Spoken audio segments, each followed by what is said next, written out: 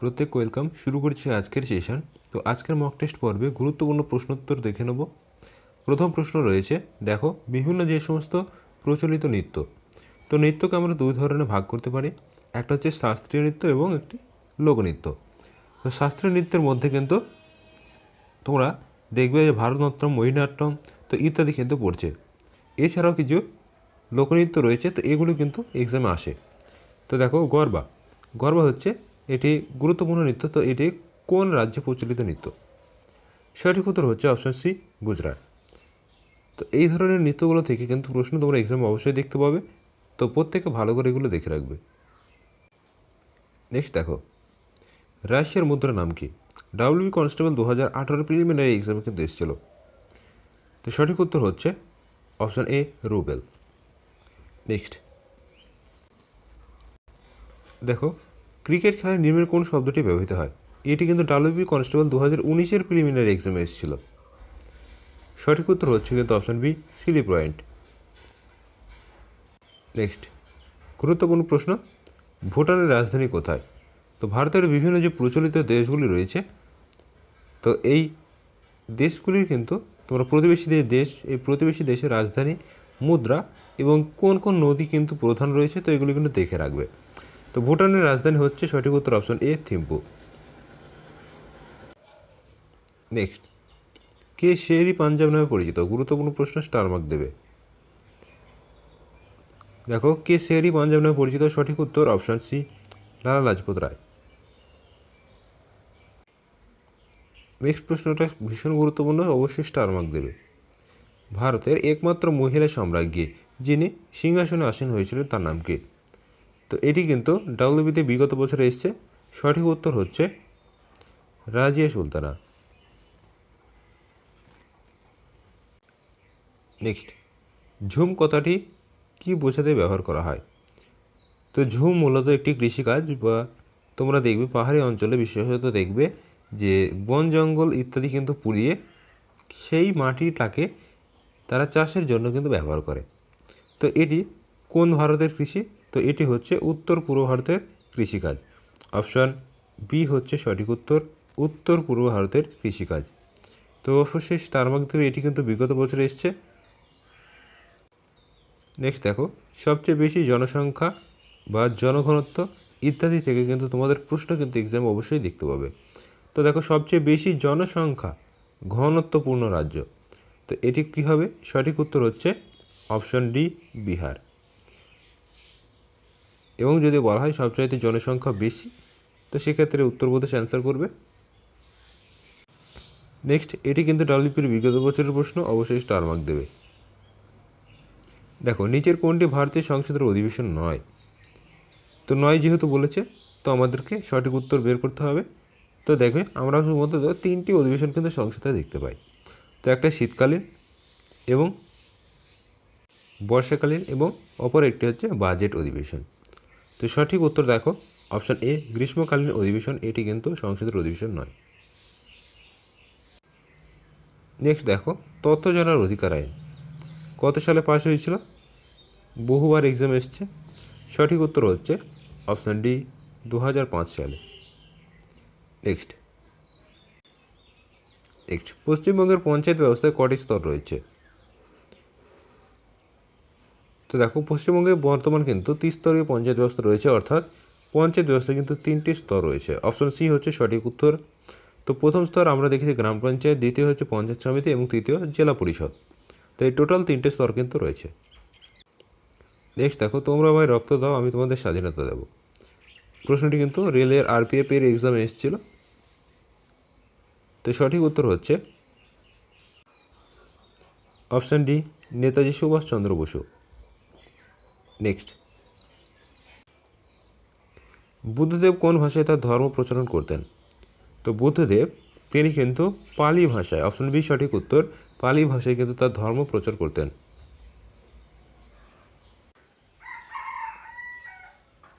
Next, মধ্যযুগের ভারতবর্ষের কোন সম্রাট যুদ্ধে প্রথম কামান ব্যবহার করেন? তো সঠিক উত্তর হচ্ছে অপশন সি, বাবর। ইনি কিন্তু প্রথম মধ্যযুগে কামানের বা বারুদের ব্যবহার কিন্তু করেছিলেন। নেক্সট, ভক্তি আন্দোলন অগ্রদূত কে ছিলেন?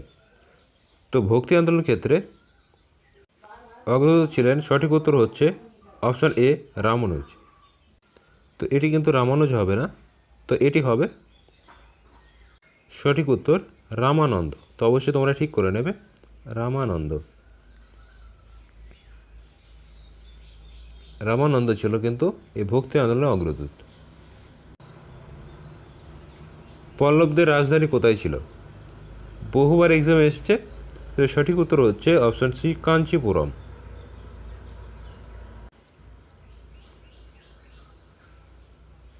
ভারতের প্রাচীনতম পর্বতশ্রেণী কোনটি? সঠিক উত্তর অপশান এ আরাবল্লী। তো এটি থেকে বর্তমানে প্রশ্ন কিন্তু আসছে, তো এটি কোন ধরনের পর্বত? তো এটি হচ্ছে বর্তমানে কিন্তু ক্ষয়জাত পর্বত। নেক্সট, পৃথিবীর গভীরতম হ্রদ কোনটি? বহুবার এক্সাম এসেছে এই হ্রদ থেকে, সঠিক উত্তর হচ্ছে অপশান বি বৈকাল হ্রদ। নেক্সট, কোন রাজ্যে জাতীয় জরুরি অবস্থা যদি ঘোষণা করা হয়, তো সেক্ষেত্রে ঘোষণা করতে হলে রাজ্যের সম্মতি প্রয়োজন হয়? তো সঠিক উত্তর হচ্ছে কিন্তু option D Jammu Kashmir.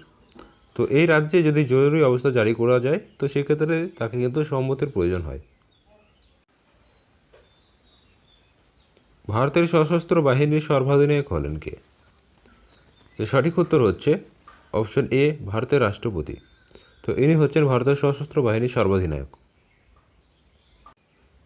Next, উপরাষ্ট্রপতি পদে প্রার্থীকে পক্ষে কত বছরের বয়স্ক হতে হয়? তো কোনো পদপ্রার্থী যদি উপরাষ্ট্রপতি হন, তো সেক্ষেত্রে কিন্তু তার ন্যূনতম 35 অর্থাৎ 35 বছর কিন্তু বয়স থাকতেই হবে। রাজ্য মন্ত্রিসভার নেতা বা প্রধান কে? তো রাজ্যের যে মন্ত্রিসভা তার নেতা হচ্ছেন কে? সঠিক উত্তর অপশন সি মুখ্যমন্ত্রী। নেক্সট, মন্ত্রী পরিষদ কার কাছে দায়ী থাকেন?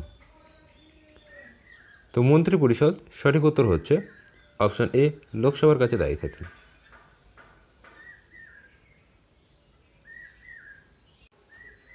নেক্সট, অর্থ বিলের ক্ষেত্রে চূড়ান্ত সিদ্ধান্ত কে নিতে পারে?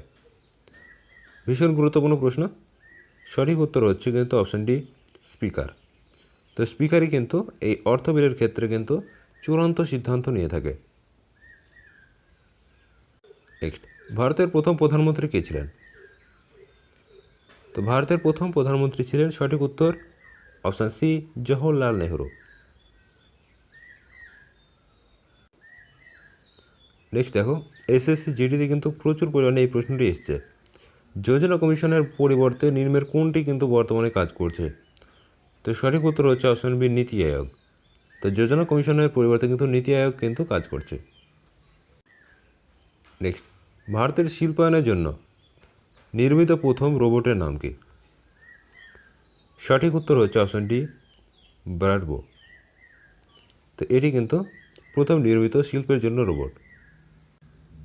নেক্সট, কিসের বেগ মাপার জন্য নটিক্যাল মাইল প্রতি ঘন্টা ব্যবহার করা হয়? সঠিক উত্তর হচ্ছে অপশান এ জাহাজ। নেক্সট, নিম্নের কোন তাপ পরিমাপের একক? সঠিক উত্তর হচ্ছে অপশন সি জুল। তো এটি কিন্তু মনে রাখবে এসআই একক, তাপের যে এসআই একক, তো সেটি হচ্ছে কিন্তু জুল। এবং যদি বলা হতো সিজিএস, তো সেক্ষেত্রে কিন্তু তোমরা অ্যান্সার করতে ক্যালোরি। নেক্সট প্রশ্নটি স্টার মার্ক দেবে, বহুবার এক্সামে আসে সায়েন্স থেকে। তো দেখো, কাপড় কাচের সোডা এর রাসায়নিক নাম কি? সঠিক উত্তর হচ্ছে কিন্তু option A sodium carbonate. Next, নিম্নের কোন শস্যটি মাটিতে নাইট্রোজেনের পরিমাণ বৃদ্ধি করে? গুরুত্বপূর্ণ প্রশ্ন, স্টার মার্ক দেবে। তো নাইট্রোজেন পরিমাণ বৃদ্ধি করে মাটিতে, এটি হচ্ছে সঠিক উত্তর অপশান সি মটরশুঁটি। নেক্সট দেখো, ডাব্লিউ কনস্টেবল লেডি কনস্টেবল যেটা 2018-তে এসেছে, তো সেইখানে কিন্তু এই প্রশ্নটি ছিল। তো হাইড্রোপনিক্স কথাটি কিসের সঙ্গে যুক্ত? সঠিক উত্তর হচ্ছে অপশন ডি মাটি ছাড়া গাছের প্রতিপালন। নেক্সট দেখো, ডাব্লিউবিএসআই বা সাব ইন্সপেক্টর 2018 প্রিলিমিনারি এক্সামে কিন্তু ছিল খাদ্য সংরক্ষণের জন্য নিচের কোনটি বহুল পরিমাণে ব্যবহৃত হয়? তো সঠিক উত্তর হচ্ছে কিন্তু অপশন বি বেনোজয়িক অ্যাসিড। অনেকে ভুল করে আবার অ্যাসিটিক অ্যাসিড করে দেয়, কিন্তু না, অ্যাসিটিক অ্যাসিড কিন্তু সঠিক উত্তর হবে না। বেনজোইক কিন্তু সঠিক উত্তর হবে। নেক্সট দেখো, এটা কিন্তু সাব ইন্সপেক্টর এক্সামে ছিল। কম্পিউটারের প্রথম ভাষা কি? সঠিক উত্তর হচ্ছে কিন্তু অপশান ডি, ফরটেন। প্রশ্নগুলি কিন্তু ভীষণ গুরুত্বপূর্ণ, অবশ্যই স্টার মার্ক দেবে। নেক্সট, ক্রোয়েশিয়ার রাজধানী কি? তো বিভিন্ন দেশের যে রাজধানী, এখান থেকে কিন্তু মাঝে মধ্যে প্রশ্ন আসে। সঠিক উত্তর হচ্ছে অপশান সি, জাগ্রেব। ক্রোয়েশিয়ার রাজধানী হচ্ছে জাগ্রেব। নেক্সট, টেলিভিশনের আবিষ্কারক কে ছিলেন? তো টেলিভিশনের আবিষ্কারক ছিলেন হচ্ছে সঠিক উত্তর জে.এল. বিয়ার্ড। পুরো নাম হচ্ছে কিন্তু জন লগি বিয়ার্ড। তো দুটোর মধ্যে যে কোনো একটি অপশান থাকবে, অবশ্যই দেখে নেবে। নেক্সট, বিভিন্ন ছদ্মনাম থেকে প্রশ্ন দেখো। হুতুম প্যাঁচার নকশা, এই ছদ্মনামে কে লিখতেন? তো হুতুম প্যাঁচা, সঠিক উত্তর হচ্ছে অপশান ডি, কালী প্রসন্ন সিংহ। তোমরা ডাব্লিউ কনস্টেবল 2019-এ প্রিলিমিনারি এক্সামে কিন্তু শরৎচন্দ্র থেকে প্রশ্ন দেখেছো, যে অনলা দেবী, এটি কিন্তু এসেছিল। নেক্সট দেখো, সিটি অফ প্যালেস অথবা সিটি অফ জয়, এগুলো কাকে বলা হয়?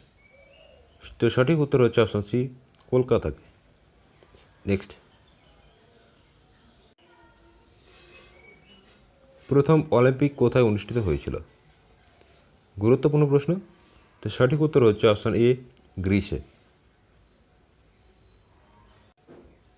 নেক্সট প্রশ্ন, ফিফা বিশ্বকাপ কত সালে অনুষ্ঠিত হয়? তো সর্বপ্রথম যে ফিফা বিশ্বকাপ বা ওয়ার্ল্ড কাপ, এটি কিন্তু অনুষ্ঠিত হয়েছিল। সঠিক উত্তর অপশান এ, 1930। তো এই ছিল আজকের গুরুত্বপূর্ণ প্রশ্ন উত্তর। আমরা কিন্তু টপ 40 অর্থাৎ 40টি প্রশ্ন কিন্তু কভার করলাম। তো এই 40টির মধ্যে তুমি কত স্কোর করতে পারলে অবশ্যই কিন্তু কমেন্ট বক্সে লিখে জানাবে। এবং যারা চ্যানেলে নতুন, অবশ্যই চ্যানেলটিকে সাবস্ক্রাইব করবে এবং ভিডিওটি ভালো লাগলে অবশ্যই বন্ধুর মাঝে শেয়ার করবে।